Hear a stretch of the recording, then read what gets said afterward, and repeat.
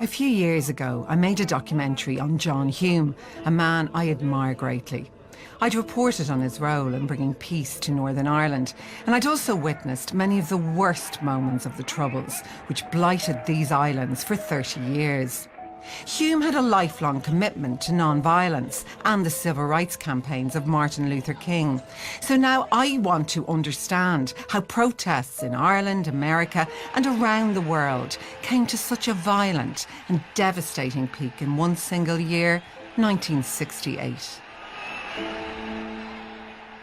As a child, I was glued to our television, watching the events unfold which shaped our world.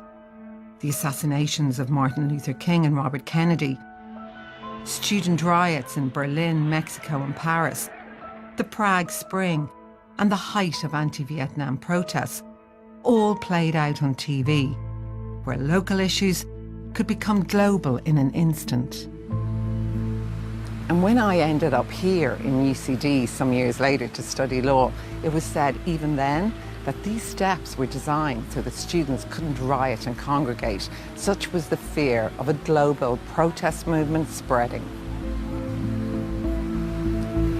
Perhaps it's too easy to see 1968 as a worldwide year of idealism and protest. In many ways, the events of that year are totally unconnected. But at the heart of it are human stories, discrimination and oppression, and a sense that people weren't going to take it anymore. That's certainly true about what happened in Derry. In Northern Ireland's second city, the focus for years had been on jobs, voting rights and housing. Poor families were living in overcrowded, unsanitary conditions. And basically, if you didn't own your property, you had no vote. If you did, and you owned a business, you could have 2 votes. And very few Catholics owned a house, let alone a business. But housing allocation was under the control of the City Corporation, which had a permanent unionist majority. This is Derry. The North Ward has 8 unionist councillors, the South Ward has 8 nationalist councillors, and the Waterside Ward 4 unionist councillors. Confining the Catholic vote to certain parts of the city or gerrymandering meant the Unionist Party had just 1/3 of the votes, but 60% of the seats.